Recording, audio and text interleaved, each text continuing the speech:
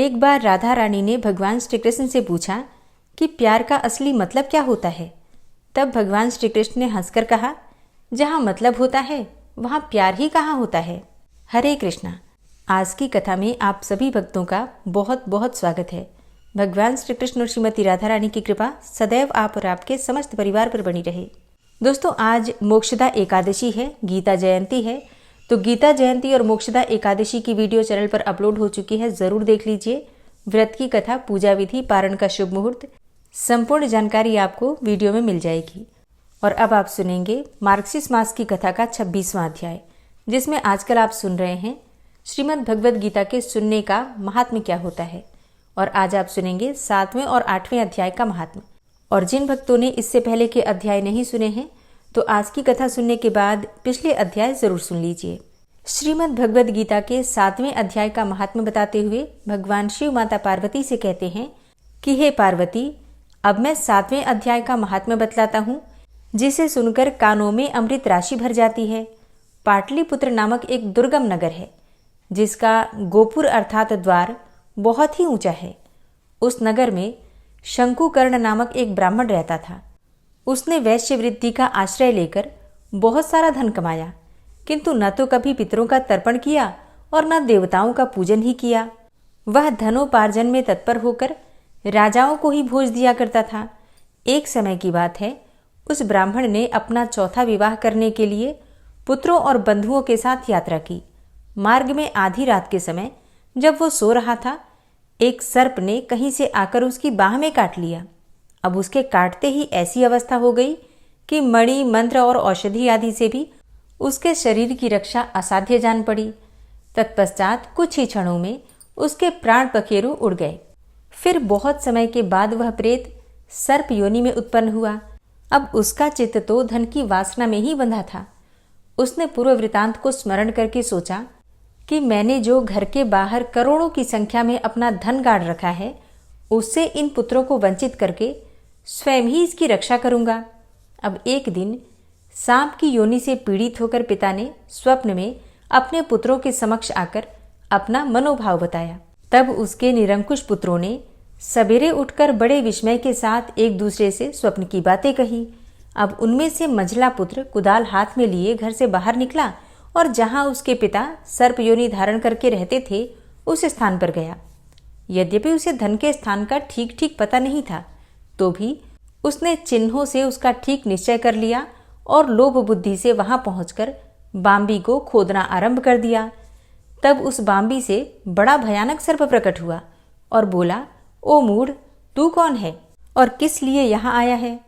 क्यों बिल खोद रहा है? अथवा किसने तुझे भेजा है? ये सारी बातें मेरे सामने बता। तब पुत्र बोला कि मैं आपका पुत्र हूँ, मेरा नाम शिव है। मैं रात्रि में देखे हुए स्वप्न से विस्मित होकर यहाँ का सुवर्ण लेने के कौतूहल से आया हूँ। पुत्र की वाणी सुनकर वो सांप हंसता हुआ उच्च स्वर से इस प्रकार स्पष्ट वचन में बोला कि यदि तू मेरा पुत्र है तो मुझे शीघ्र ही बंधन से मुक्त कर। मैं पूर्व जन्म के गाड़े हुए धन के लिए ही सर्प योनि में उत्पन्न हुआ हूँ। पुत्र ने पूछा, पिताजी, अब आपकी मुक्ति कैसे होगी? इसका उपाय मुझे बताइए, क्योंकि मैं इस रात में सब लोगों को छोड़कर आपके पास आया हूँ। तब पिता ने कहा, बेटा, गीता के अमृतमय 7वें अध्याय को छोड़कर मुझे मुक्त करने में तीर्थ, दान, तप और यज्ञ भी सर्वथा समर्थ नहीं है। केवल गीता का 7वां अध्याय ही प्राणियों के जरा, मृत्यु आदि दुख को दूर करने वाला है। हे पुत्र, मेरे श्राद्ध के दिन 7वें अध्याय का पाठ करने वाले ब्राह्मण को श्रद्धापूर्वक भोजन कराओ। इससे निस्संदेह मेरी मुक्ति हो जाएगी।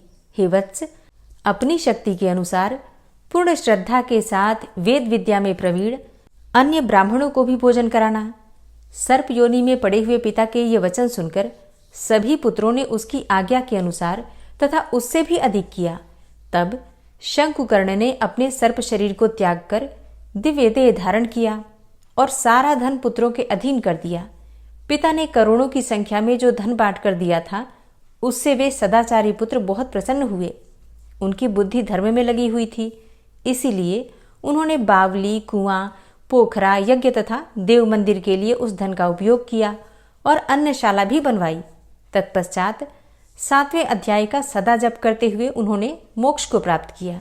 हे पार्वती, यह तुम्हें 7वें अध्याय का महात्म्य बताया गया है, जिसके श्रवण मात्र से मानव सब पातकों से मुक्त हो जाता है।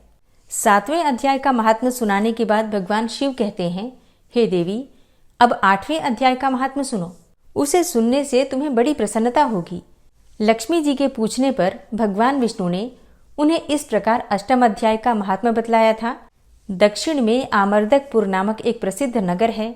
वहां भाव शर्मा नामक एक ब्राह्मण रहता था, जिसने वैश्या को पत्नी बनाकर रखा था।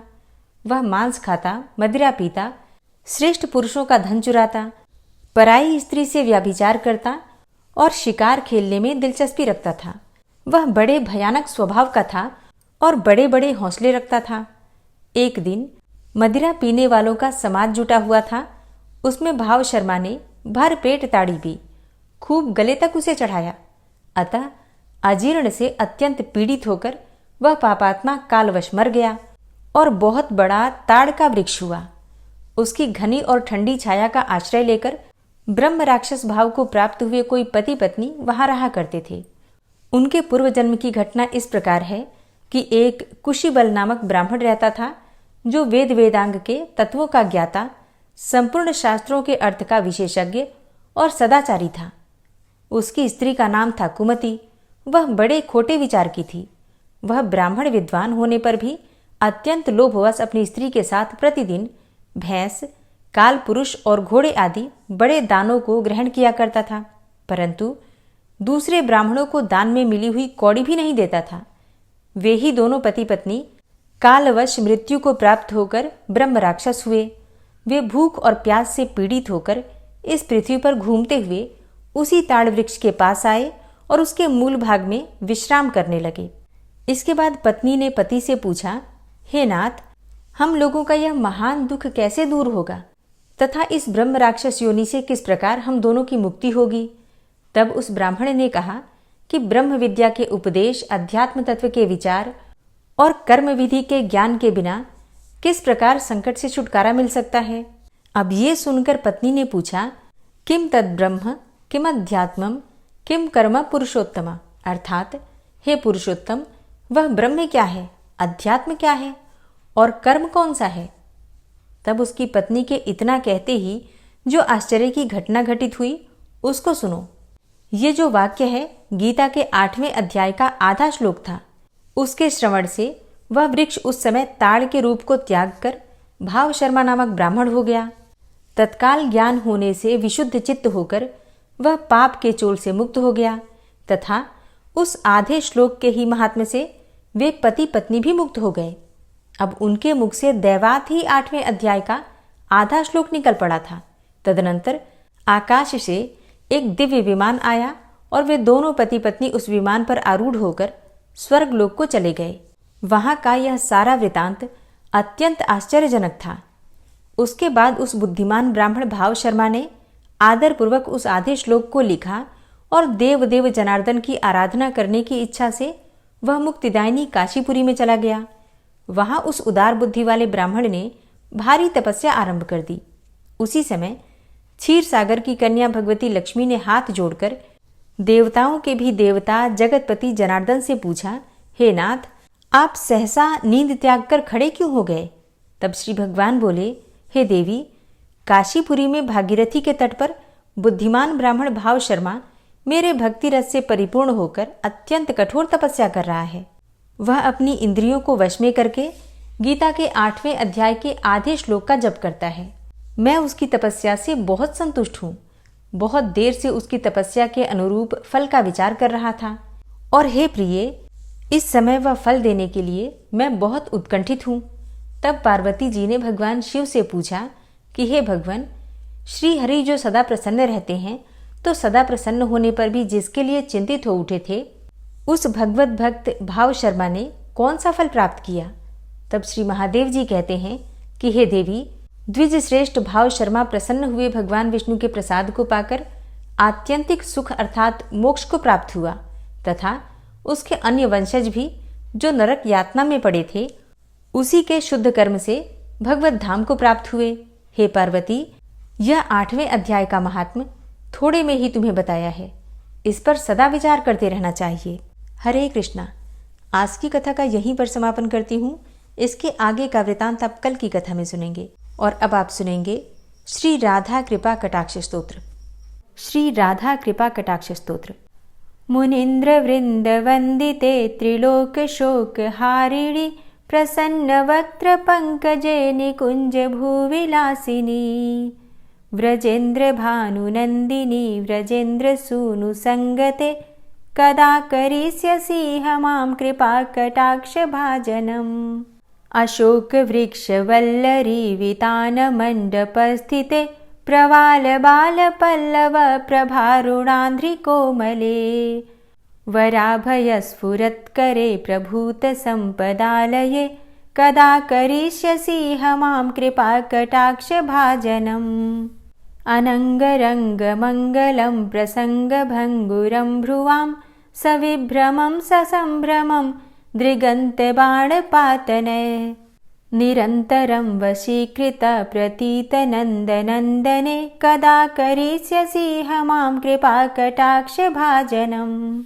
तडित्सुवर्ण चंपक प्रदीप्त गौर विग्रहे मुख प्रभा परास्त कोटि शारदेन्दु मंडले विचित्र चित्र संचर चकोर शावलोचने कदा करिष्यसि मां कृपा कटाक्ष भाजनम्।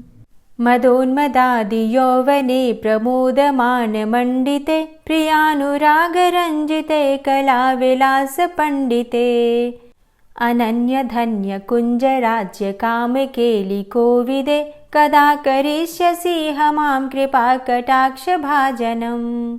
अशेष हाव भाव धीर हीर हार भूषिते प्रभूत शात कुंभ कुंभ कुंभि कुंभ सुस्तनि प्रशस्त मंद हास्य चूर्ण पूर्ण सौख्य सागरे कदा करिष्यसि मां कृपा कटाक्ष भाजनम्। मृणाल वाल वल्लरी तरंग रंग दौर्लते लताग्रलास्य लोल नील लोचनावलोकने ललल्लुलन्मिलन्मनोज्ञ मुग्ध मोहिनाश्रिते कदा करिष्यसि मां कृपा कटाक्ष भाजनम्। सुवर्ण मल्लिकांचित त्रिरेख कंबुकंठगे त्रिसूत्र मंगली गुण त्रिरत्न दीप्ति दीधिते सलोल नील कुंतल प्रसून गुच्छ गुंफिते कदा करिष्यसि मां कृपा कटाक्ष भाजनम्। नितंब बिंबलंब मान पुष्प मेखला गुणे प्रशस्त रत्न किंकिणी कलाप मध्य मंजुले करींद्र शुंड दंडिकावरोह शोभ गोरुके कदा करिष्यसि मां कृपा कटाक्ष भाजनम्। अनेक मंत्रनाद मंजुनूपुरारवस्खलत् समाज राजहंस वंश निक्वडाति गौरवे विलोल हेम वल्लरी विडम्बि चारु चंक्रमे कदा करिष्यसि मां कृपा कटाक्ष भाजनम्। अनंत कोटि विष्णुलोक नम्र पद्मजार्चिते हिमाद्रिजा पुलोमजा विरिंचिजा वरप्रदे अपार सिद्धि रिद्धि दिग्ध सत्पदांगुली नखे कदा करिष्यसि मां कृपा कटाक्ष भाजनम्। मखेश्वरी क्रियेश्वरी स्वधेश्वरी सुरेश्वरी त्रिवेद भारतीश्वरी प्रमाण शासनेश्वरी रमेश्वरी क्षमेश्वरी प्रमोद काननेश्वरी व्रजेश्वरी व्रजाधिपे श्रीराधिके नमोस्तुते। इतीममद्भुतं स्तवं निशम्य भानुनन्दिनी करोतु सन्ततं जनं कृपा कटाक्ष भाजनम्। भवेत्तदैव संचित त्रिरूपकर्मनाशनं लभेत्तदा ब्रजेन्द्र सूनुमण्डल प्रवेशनम्। जय जय श्री राधे, जय जय श्री राधे। गजेंद्र मोक्ष पाठ। शुक जी ने कहा कि बुद्धि के अनुसार पिछले अध्याय में वर्णन किए गए रीति से अपने मन को नियंत्रित करके और हृदय को स्थिर करके गजेंद्र अपने पिछले जन्म में याद किए गए सर्वोच्च कार्य और बार बार जप किए जाने वाले स्तोत्र का जप करने लगा। गजेंद्र ने मन ही मन श्री हरि को ध्यान करते हुए कहा कि जिनके प्रवेश करने से शरीर और मस्तिष्क चेतन की तरह व्यवहार करने लगते हैं, ओम द्वारा लक्षित और पूरे शरीर में प्रकृति और पुरुष के रूप में प्रवेश करने वाले उस सर्वशक्तिमान देवता का मैं मन ही मन स्मरण करता हूँ, जिनके सहारे ये पूरा संसार टिका हुआ है और जिनसे ये सारा संसार अवतरित हुआ है, जिन्होंने प्रकृति की रचना की है और जो खुद उसके रूप में ही प्रकट है, लेकिन उसके बावजूद भी वो इस पूरी दुनिया में सर्वोपरि और श्रेष्ठ हैं। ऐसे अपने आप और बिना किसी कारण के भगवान की मैं शरण में जाता हूँ। अपने संकल्प शक्ति के बल पर अपने ही स्वरूप में रचित और सृष्टि काल में प्रकट एवं प्रलय में अप्रकट रहने वाले इस शास्त्र प्रसिद्धि प्राप्त कार्य कारण रूपी संसार को जो बिना कुंठित दृष्टि के साक्ष्य रूप में देखते रहने पर भी लिप्त नहीं होते, चक्षु आदि प्रकाशकों के परम प्रकाशक प्रभु आप मेरी रक्षा करें। बीतते गए समय के साथ तीनों लोकों और ब्रह्मादि लोकपालों के पंचभूत में प्रवेश कर जाने पर और पंचभूतों से लेकर महत्वपूर्ण सभी कारणों के उनकी परम करुणा स्वरूप प्रकृति में मग्न हो जाने पर उस समय दुर्गेर और घोर अंधकार रूपेण प्रकृति ही बच रही थी। उस अंधकार से परे अपने परम धाम में जो सर्वव्यापी भगवान सभी दिशाओं में प्रकाशित होते रहते हैं, वो भगवान मेरी रक्षा करें। विभिन्न नाट्य रूपों में अभिनय करने वाले और उस अभिनेता के वास्तविक स्वरूप को जिस प्रकार से साधारण लोग भी नहीं जान पाते, उसी तरह से सत्व प्रधान देवता और महर्षि भी जिनके स्वरूप को नहीं जान पाते, ऐसे में कोई साधारण प्राणी उनका वर्णन कैसे कर सकता है। ऐसे दुर्गम चरित्र वाले भगवान मेरी रक्षा करें। अनेकों शक्ति से मुक्त, सभी प्राणियों को आत्मबुद्धि प्रदान करने वाले, सबके बिना कारण हित और अतिशय साधु स्वभाव ऋषि मुनिजन जिनके परम स्वरूप को देखने की इच्छा के साथ वन में रहकर अखंड ब्रह्मचर्य तमाम अलौकिक व्रतों को नियमों के अनुसार पालन करते हैं, ऐसे प्रभु ही मेरी गति है। वह जिनका हमारी तरह न तो जन्म होता है और न जिनके द्वारा अहंकार प्रेरित कर्म ही होते हैं, जिनके निर्गुण स्वरूप का न तो कोई नाम है और न रूप ही है, फिर भी समय के अनुसार जगत की सृष्टि एवं प्रलय के लिए स्वेच्छा से जन्म आदि को स्वीकार करते हैं, उन अनंत शक्ति संपन्न परम ब्रह्म परमेश्वर को नमस्कार है। उन प्राकृत आकार रहित एवं अनेकों आकार वाले अद्भुत कर्मा भगवान को बारंबार नमस्कार है। स्वयं प्रकाशित सभी साक्ष्य परमेश्वर को मेरा शत शत नमन है। वैसे देव जो मन, वाणी और चित्तवृत्तियों से परे हैं, उन्हें मेरा बारंबार नमस्कार है।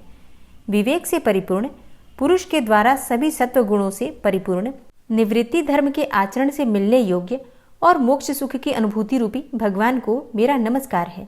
सत्व गुण को स्वीकार करके शांत, रजोगुण को स्वीकार करके घोर एवं तमोगुण को स्वीकार करके मूढ़ से प्रतीत होने वाले भेद रहित, अतएव सदा समभाव से स्थित ज्ञानघन प्रभु को मेरा नमस्कार है।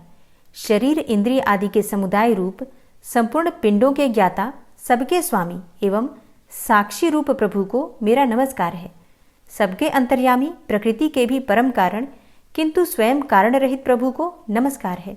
संपूर्ण इंद्रियों एवं उनके विषयों के ज्ञाता, समस्त प्रतीतियों के कारण रूप संपूर्ण जड़ प्रपंच एवं सबकी मूलभूता अविद्या के द्वारा सूचित होने वाले तथा संपूर्ण विषयों में अविद्या रूप से भासने वाले प्रभु को मेरा नमस्कार है। सबके कारण किंतु स्वयं कारण रहित तथा कारण होने पर भी परिणाम रहित होने के कारण अन्य कारणों से विलक्षण कारण आपको बारंबार नमस्कार है। संपूर्ण वेदों एवं शास्त्रों के परम तात्पर्य, मोक्ष रूप एवं श्रेष्ठ पुरुषों की परम गति भगवान को नमस्कार है। जो त्रिगुण रूप काष्ठों में छिपे हुए ज्ञान रूप अग्नि है, उक्त गुणों में हलचल होने पर जिनके मन में सृष्टि रचने की बाह्य वृत्ति जागृत हो उठती है तथा आत्मतत्व की भावना के द्वारा विधि निषेध रूप शास्त्र से ऊपर उठे हुए ज्ञानी महात्माओं में जो स्वयं प्रकाशित हो रहे हैं, उन प्रभु को मैं नमस्कार करता हूँ। मुझ जैसे शरणागत पशु तुल्य अर्थात अविद्याग्रस्त जीवों की अविद्या रूप फांसी को सदा के लिए पूर्ण रूप से काट देने वाले अत्यधिक दयालु एवं दया करने में भी कभी आलस्य न करने वाले नित्य मुक्त प्रभु को नमस्कार है। अपने अंश से संपूर्ण जीवों के मन में अंतर्यामी रूप से प्रकट होने वाले सर्वनियंता अनंत परमात्मा आपको नमस्कार है। शरीर, पुत्र, मित्र, घर, संपत्ति एवं कुटुंबियों में आसक्त लोगों के द्वारा कठिनता से प्राप्त होने वाले तथा मुक्त पुरुषों के द्वारा अपने हृदय में निरंतर चिंतित ज्ञान स्वरूप सर्वसमर्थ भगवान को नमस्कार है। जिन्हें धर्म, अभिलाषित भोग, धन तथा मोक्ष की कामना से भजने वाले लोग अपनी मनचाही गति पा लेते हैं, अपितु जो उन्हें अन्य प्रकार के अयाचित भोग एवं अविनाशी पार्षद शरीर भी देते हैं, वे अतिशय दयालु प्रभु मुझे इस विपत्ति से सदा के लिए उबार लें। जिनके अनन्य भक्त, जो वस्तुतः एकमात्र उन भगवान के ही शरण हैं, धर्म अर्थ आदि किसी भी पदार्थ को नहीं चाहते, अपितु उन्हीं के परम मंगलमय एवं अत्यंत विलक्षण चरित्रों का गान करते हुए आनंद के समुद्र में गोते लगाते रहते हैं, उन अविनाशी, सर्वव्यापक, सर्वश्रेष्ठ ब्रह्मादि के भी नियामक, अभक्तों के लिए प्रकट होने पर भी भक्ति योग द्वारा प्राप्त करने योग्य, अत्यंत निकट होने पर भी माया के आवरण के कारण अत्यंत दूर प्रतीत होने वाले, इंद्रियों के द्वारा अगम्य तथा अत्यंत दुर्विज्ञेय, अंतरहित, किंतु सबके आदि कारण एवं सब ओर से परिपूर्ण उन भगवान की मैं स्तुति करता हूँ। ब्रह्मा आदि समस्त देवता, चारों वेद तथा संपूर्ण चराचर जीव नाम और आवृत्ति भेद से जिनके अत्यंत क्षुद्र अंश के द्वारा रचे गए हैं, जिस प्रकार प्रज्वलित अग्नि से लपटे तथा सूर्य से किरणें बार बार निकलती हैं और पुनः अपने कारण में ही लीन हो जाती हैं, उसी प्रकार बुद्धि, मन, इंद्रिय और नाना योनियों के शरीर, यह गुणमय प्रपंच, जिन स्वयं प्रकाश परमात्मा से प्रकट होता है और पुनः उन्हीं में लीन हो जाता है, वे भगवान न तो देवता हैं और न असुर, न मनुष्य हैं, न तिर्यक अर्थात मनुष्य से नीची, पशु पक्षी आदि किसी भी योनि के प्राणी हैं, न वे स्त्री हैं और न पुरुष हैं और ना ही नपुंसक हैं, न वे ऐसे कोई जीव हैं जिनका इन तीनों ही श्रेणियों में समावेश हो सके, न वे गुण हैं, न कर्म है, न कार्य है और न तो कारण ही है। सबका निषेध हो जाने पर जो कुछ बच रहता है वही उनका स्वरूप है और वे ही सब कुछ हैं। ऐसे भगवान मेरे उद्धार के लिए आविर्भूत हों। मैं इस ग्राह के चंगुल से छूटकर जीवित नहीं रहना चाहता, क्योंकि भीतर और बाहर सब ओर से अज्ञान से ढके हुए इस हाथी के शरीर से मुझे क्या लेना है। मैं तो आत्मा के प्रकाश को ढक देने वाले उस अज्ञान की निवृत्ति चाहता हूँ, जिसका कालक्रम से अपने आप नाश नहीं होता, अपितु भगवान की दया से अथवा ज्ञान के उदय से ही होता है। इस प्रकार मोक्ष का अभिलाषी मैं विश्व के रचयिता, स्वयं विश्व के रूप में प्रकट तथा विश्व से सर्वथा परे, विश्व को खिलौना बनाकर खेलने वाले, विश्व में आत्मरूप से व्याप्त, अजन्मा, सर्वव्यापक एवं प्राप्य वस्तुओं में सर्वश्रेष्ठ भी भगवान को केवल प्रणाम ही करता हूँ, उनकी शरण में हूँ। जिन्होंने भगवत भक्ति रूप योग के द्वारा कर्मों को जला डाला है, वे योगी लोग उसी योग के द्वारा शुद्ध किए हुए अपने हृदय में जिन्हें प्रकट हुआ देखते हैं, उन योगेश्वर भगवान को मैं नमस्कार करता हूँ। जिनकी त्रिगुणात्मक अर्थात सत्व रज तम रूप शक्तियों का राग रूप वेग असह्य है, जो संपूर्ण इंद्रियों के विषय रूप में प्रतीत हो रहे हैं, तथापि जिनकी इंद्रियां विषयों में ही रची पची रहती हैं, ऐसे लोगों को जिनका मार्ग भी मिलना असंभव है, उन शरणागत रक्षक एवं अपार शक्तिशाली आपको बार बार नमस्कार है। जिनकी अविद्या नामक शक्ति के कार्यरूप अहंकार से ढके हुए अपने स्वरूप को यह जीव जान नहीं पाता, उन अपार महिमा वाले भगवान की मैं शरण में आया हूँ। जिसने पूर्वोक्त प्रकार से भगवान के भेद रहित निराकार स्वरूप का वर्णन किया था, उस गजराज के समीप जब ब्रह्मा आदि कोई भी देवता नहीं आए, जो भिन्न भिन्न प्रकार के विशिष्ट विग्रहों को ही अपना स्वरूप मानते हैं, तब साक्षात श्रीहरि, जो सबके आत्मा होने के कारण सर्वदेव स्वरूप हैं, वहां प्रकट हो गए। गजराज को उस प्रकार से दुखी देखकर तथा उसके द्वारा पड़ी हुई स्तुति को सुनकर सुदर्शन चक्रधारी जगदाधार भगवान इच्छानुरूप वेग वाले गरुड़ जी की पीठ पर सवार होकर स्तवन करते हुए देवताओं के साथ तत्काल उस स्थान पर पहुंच गए जहां पर वह हाथी था। सरोवर के भीतर महाबली ग्रह के द्वारा पकड़े जाकर दुखी हुए उस हाथी ने आकाश में गरुड़ की पीठ पर सवार चक्र उठाए भगवान श्री हरि को देखकर अपनी सूंड को, जिसमें उसने पूजा के लिए कमल का एक फूल ले रखा था, ऊपर उठाया और बड़ी ही कठिनाई से सर्वपूज्य भगवान नारायण आपको नमस्कार है, यह वाक्य कहा। उसे पीड़ित देखकर अजन्मा श्रीहरि एकाएक गरुड़ को छोड़कर नीचे झील पर उतर आए। वे दया से प्रेरित होकर ग्राह सहित उस गजराज को तत्काल झील से बाहर निकाल लाए और देवताओं के देखते ही देखते चक्र से मुंह चीरकर उसके चंगुल से हाथी को उबार लिया। गजेंद्र मोक्ष स्तोत्र संपूर्ण हुआ। और अब बड़े ही प्रेम से भक्ति भाव से जयकारा लगाइए भगवान श्री हरि विष्णु की जय। और अब आप सुनेंगे श्री तुलसी चालीसा। श्री तुलसी महारानी करु विनय सिरनाय, जो मम हो संकट विकट दीजे मात नशाय। नमो नमो तुलसी महारानी, महिमा अमित न जाए बखानी, दियो विष्णु तुमको सन्माना, जग में छायो सुयस महाना। विष्णु प्रिया जय जयति भवानी, तिहु लोक की हो सुख खानी। भगवत पूजा करे जो कोई, बिना तुम्हारे सफल न होई। जिन घर तव नहीं होय निवासा, उस घर कर ही विष्णु नहीं बासा। करे सदा जो तव नित सुमिरन, तेहि के काज होय सब पूरन। कार्तिक मास महात्म तुम्हारा, ताको जानत सब संसारा। तव पूजन जो करे कुंवारी, पावे सुंदर वर सुकुमारी। करे जो पूजा नित प्रति नारी, सुख संपत्ति से होय सुखारी। वृद्धा नारी करे जो पूजन, मिले भक्ति होवे पुलकित मन। श्रद्धा से पूजे जो कोई, भवनिधि से तर जावे सोई। कथा भागवत यज्ञ करावे, तुम बिन नहीं सफलता पावे। छायो तब प्रताप जग भारी, ध्यावत तुम्हि सकल चित धारी। तुम्ही मात यंत्रन तंत्रन में, सकल काज सिद्धि होवे क्षण में।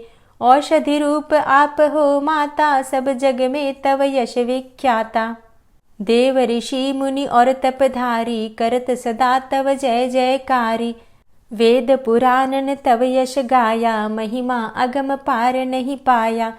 नमो नमो जय जय सुख कारणी, नमो नमो जय दुख निवारणी। नमो नमो सुख संपत्ति देनी, नमो नमो अघ काटन चेनी।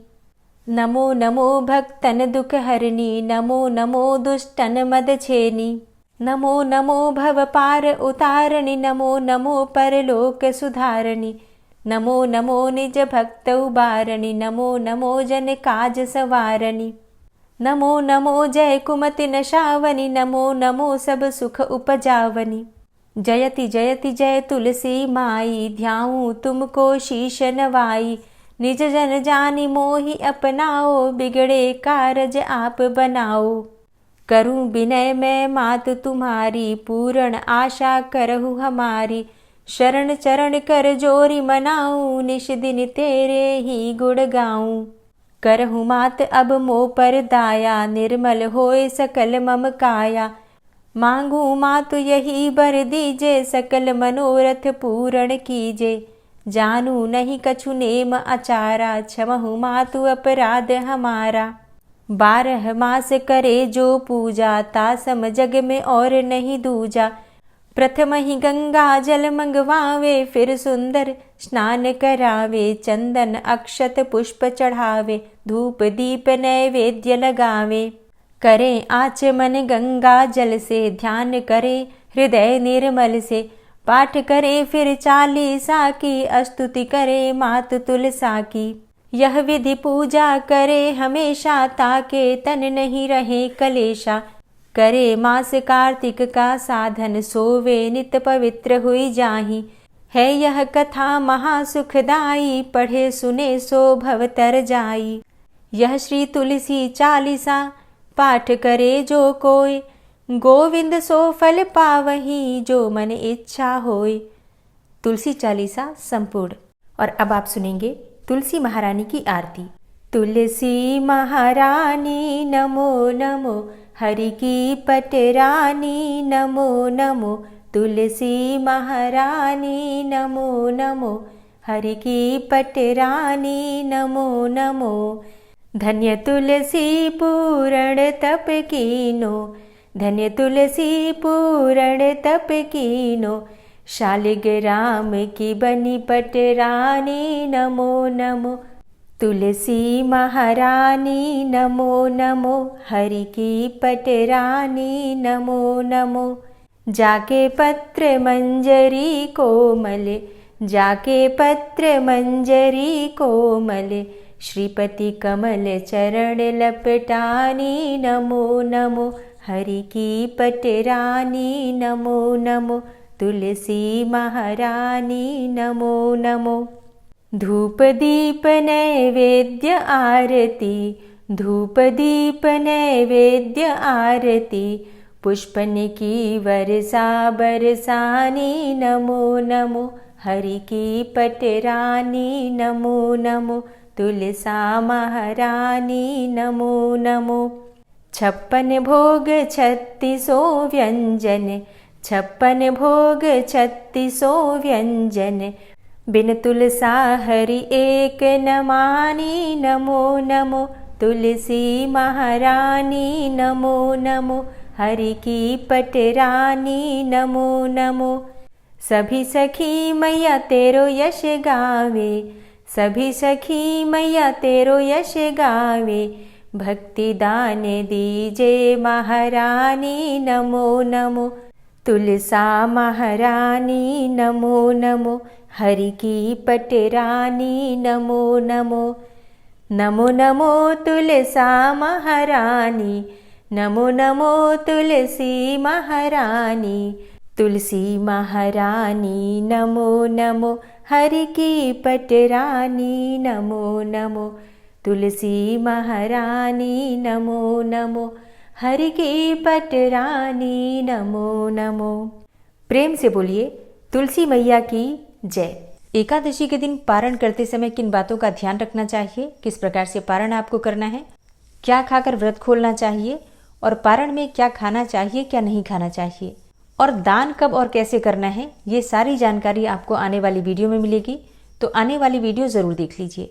मिलती हूँ मैं आपसे अगली वीडियो में, तब तक के लिए जय श्री राधे।